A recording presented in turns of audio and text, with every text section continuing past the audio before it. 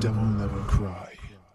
Devil May Cry 3 Special Edition, to this day, can be considered one of the greatest action games of all time. If the original Devil May Cry can be considered the genesis point of the character action genre, Devil May Cry 3 is the game that defined it. And in this video, we're going to see if we can beat Devil May Cry 3 and get our money back. I'm absolutely crazy about it!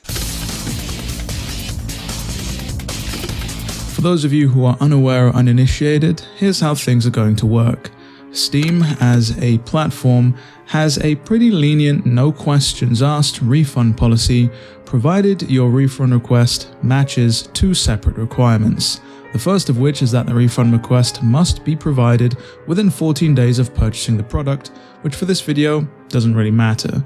The second requirement is that you have less than 2 hours total playtime for the product that you're trying to refund. And so the goal for this video is to beat Devil May Cry 3 from start to finish on a new save file in under 2 hours. Looking at the DMC3 speedrunning leaderboard, a sub 2 hour time seems fairly viable. That is of course when you have the luxury of resetting when your run is not optimal, the luxury of practicing as much as you want, and of course being an experienced runner of this game. Though I personally have put a lot of time into DMC3, none of that is in a speedrunning capacity. To add to that, I have a hard cap of 2 hours, which means that with all things considered, I will have no time to practice, and I certainly won't have the luxury of resetting if a run doesn't go my way. Before we begin, I do want to make note that this time around we'll be playing as a very particular Son of Sparda, which I think most of you will enjoy. With that said, it's finally time for me to stop talking and start playing some Devil May Cry. Serving as an introductory mission, this isn't really much of a challenge, so I take the time to get reacclimatized and reacquainted with Virgil's moveset, as well as its recovery frames and the range of some of his moves. Virgil's major inherent advantage over Dante is that he starts the game with Devil Trigger, whereas Dante only gains it from Mission 8 onwards. This allows me to make quick work of the enemies in Mission 1 despite taking a few sloppy hits. Mission 2 is largely the same, a single giant encounter, but it's capped off with a mini-boss, and it's at this mini-boss where you take a look at the major strategy that is going to run central throughout this entire run, and that is jump cancelling. To be quite specific, jump cancelled starfalls. The starfall aerial dive kick that Virgil does with the Beowulf weapon is his strongest tool in this game. Not only does it do immense damage, but its recovery frames can be cancelled simply by jumping off of an enemy, allowing you to initiate the move over and over in rapid succession. You can see how this move absolutely tears through the Hell Vanguard mini-boss's health bar, which is helped along by the fact that the Vanguard is actually weak to the light element that Beowulf possesses. And with the Hell Vanguard finally laid to rest, it's time to tackle Mission 3, where we're actually able to skip the very first enemy encounter. We make our way into this rather desolate bar, destroy some arcade cabinets to figure out a puzzle, and then enter a strip club, where instead of raunchy fun and debauchery, we're met with demons and sharp objects. But after Virgil's done reminiscing after his one-night stand and destroying those demons, we head on to Devil May Cry 3's very first skill check that will dictate how exactly this game will play out for you. And that of course is the Cerberus boss fight. To destroy this boss efficiently, we'll first need to get rid of the ice that encases all three of its heads. As Dante, this is quite simple. We simply just have to shoot away the ice, which will then allow us to get in nice and close with our melee weapons to deal some hefty damage. The only issue is that Virgil doesn't have the standard firearms that Dante has. He has these summoned spectral swords, which, at the base level that they are right now, fire incredibly slowly, and as such it would be a waste of time to go with that method. Instead, we're going to take advantage of Virgil's aerial slash with the Yamato. Not only does this move do spectacular damage, but it has an incredibly wide hitbox, which allows us to quickly get rid of all of the ice encasing the boss's head. And then we're able to deal some hefty damage, so much so that we actually down the boss temporarily. The boss ends up getting a few good hits in and we find ourselves low on health, mainly thanks to my impatience, but we put the boss to rest and finally move on to Mission 4. Mission 4 introduces us to the Temenigru Tower, which is where the rest of this game is going to play out. Once again, you'll notice that the fixed camera angles make a return here, which can make navigating this tower a pain in the ass at times. Our main goal is to make it to the Chamber of Sins, which isn't as lewd as it sounds. We end up skipping an encounter, fighting these horrible Enigma enemies which have an aim trainer, attempt to traverse a staircase before falling into an abyss, and then we land in the Chamber of Sins, where after sinning to our heart's content and defeating this forced encounter, we are magically spirited away back up to where we fell, and that allows us to go through the big red doors and face the Gigapede boss. Now, unlike Cerberus, this boss is far more annoying than it is difficult. We simply have to get up on this Gigapede's back and continuously attack it whilst it traverses the environment. The issue is, of course, that sometimes it likes to disappear into tunnels, and it has an annoying habit of twisting to throw you off every time you're on its back. But after introducing it to a combo meal of our swords and devil trigger, the boss goes down like a chump, and that allows us to press on to Mission 5. This mission kicks off exactly where the previous mission ended, and we're introduced to an enemy type I absolutely abhor in this game, the Bloodgoyles. To defeat these enemies, you must first shoot at them until they turn to stone. This will leave them inanimate and they'll be vulnerable to melee attacks. If you attempt to skip that step and go straight for the melee attacks, you can literally split these enemies in two with your sword and multiply the amount of enemies that you'll have to kill. If you leave them alone for long enough without attacking them, they'll multiply regardless, which can make encounters with this enemy rather annoying. With that encounter out of the way, it's time to tackle Jester, an additional boss added to the special edition of DMC3. Yet another boss that is more annoying than it is difficult, but the boss goes down without a fight, and thankfully this is the only mandatory encounter against this boss. The other two are entirely optional, and of course we'll be skipping them. After defeating Jester, we backtrack our way to the Chamber of Echoes, where we're forced to wrestle with the fixed camera angles before finally putting the astronomical board to use at the very top of the chamber. By placing that board, we gain access to the Viura, which I'm pronouncing as Viura because the alternative would be calling it the Vajura. We backtrack to that room with the Enigma enemies, put the Viura to good use, and pick up the Soul of Steel. That key item allows us to traverse the Endless Infernum without falling into the Chamber of Sins, and then we are faced with the Agni and Rudra boss fight. This is another boss that used to give me a lot of trouble as a kid playing through DMC3, but thankfully they're fairly simple to deal with in this difficulty provided you know what you're doing. The aim of this fight is to whittle both of their health bars down simultaneously. You want to defeat them within seconds of each other to avoid one of the brothers picking up the other's weapon and going into a super turbo rampage. Whenever they take time to sprint at us and perform a jumping attack, we're simply going to jump, as the iframes will allow us to get through the attack without taking damage. We've also upgraded our summoned swords at this point, which will allow us to fire them faster. They're not going to be our main damage dealer, but they will whittle away health quite noticeably in this fight. By simply spamming Starfall and Lunar Phase with Beowulf, we're able to interrupt a lot of their attacks and deal a lot of damage, and with that simple strategy, it doesn't take long before both of the brothers fall to the ire of Virgil. That leads us on to Mission 6, which is a walk in the park compared to Mission 5. For this mission, we'll need to collect 2 key items to open a door and progress on. Our first key item is locked behind a riddle, which challenges us with going through a set of different doors in the correct order. The riddle and the order of doors never changes, so once you learn the answer, it becomes a walk in the park. Our second key item is locked away behind an obstacle course full of dangerous spikes. By timing our jumps quite carefully and moving to avoid the spikes, we can pick up our second key item, backtrack out, and end the mission. Mission 7, however, won't be anywhere near as short or simple.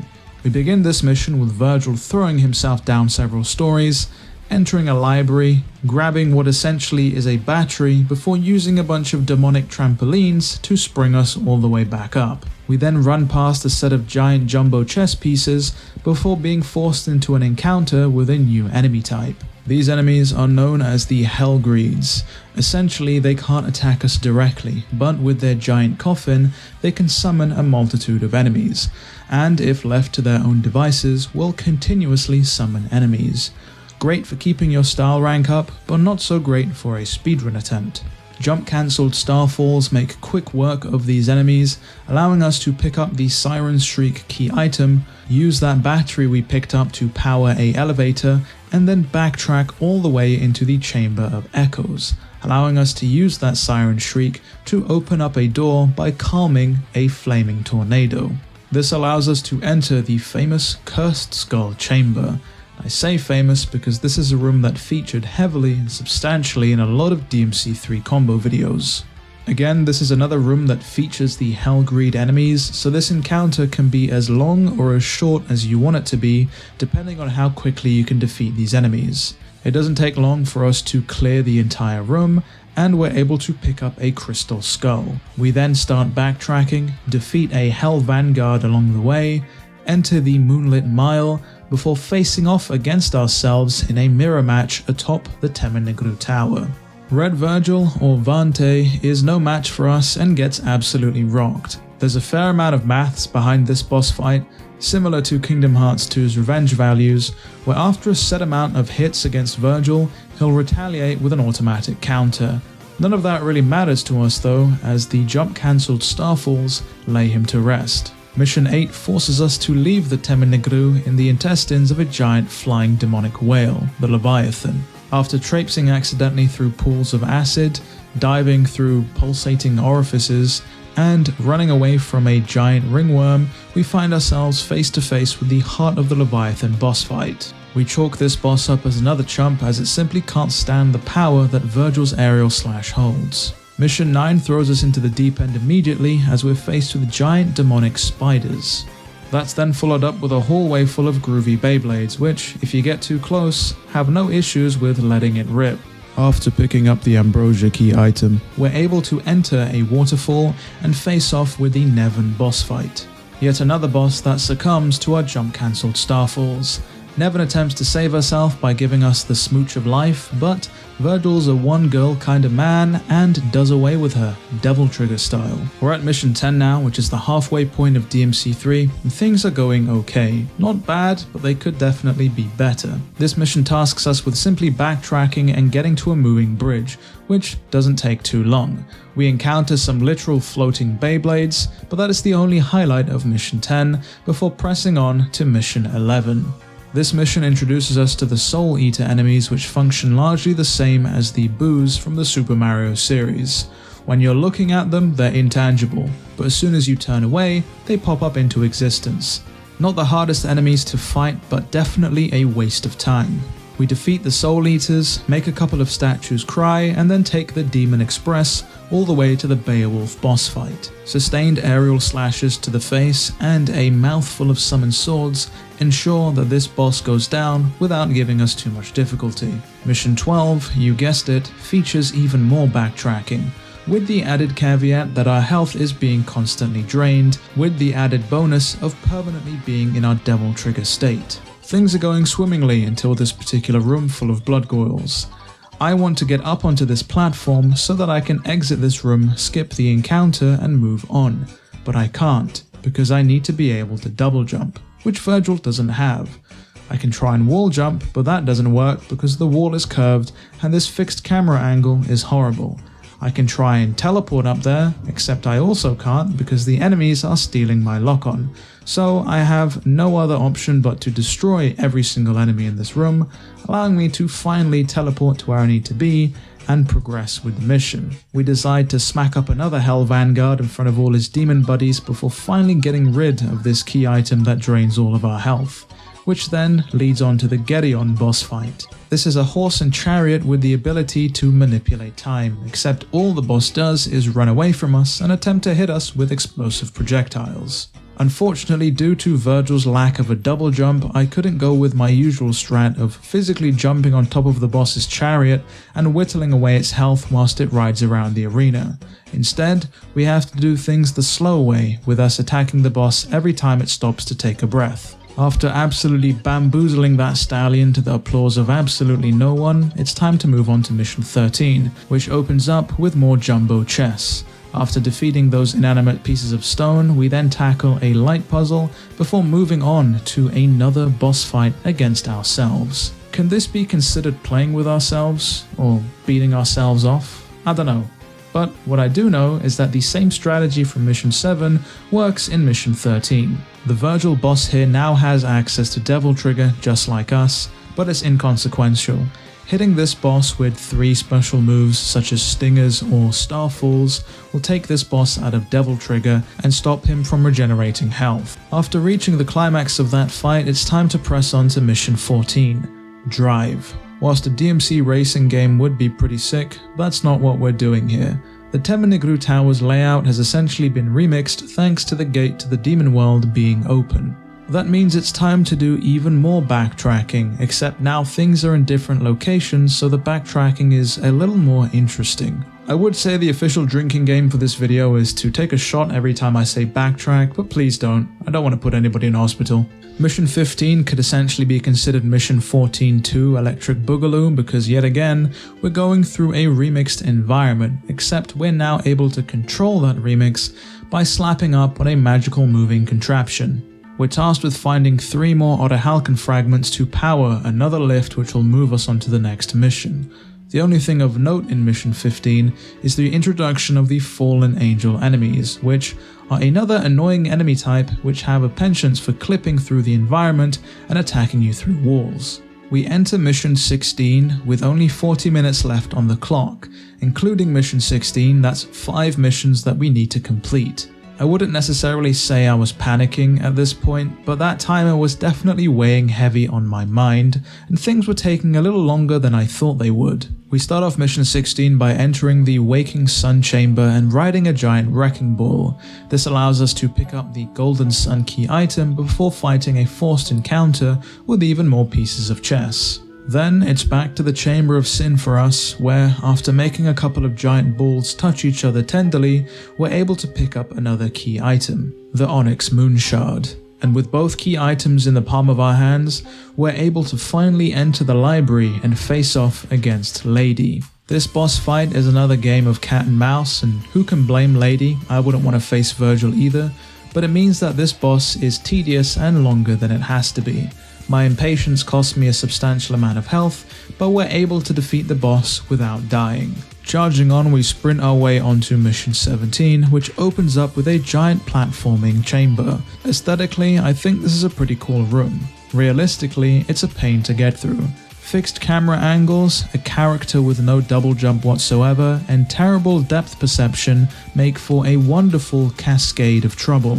I take my time with this room and am able to get through the door at the top without falling to the bottom. We continue to blitz through the broken and shattered Temenigru Tower, face off against a new enemy type, before making our way to the Doppelganger boss fight. Whilst the name would imply that this would be a straight up mirror match, it is instead another gimmick boss. This boss is invulnerable and impervious to all forms of damage unless it is exposed to light.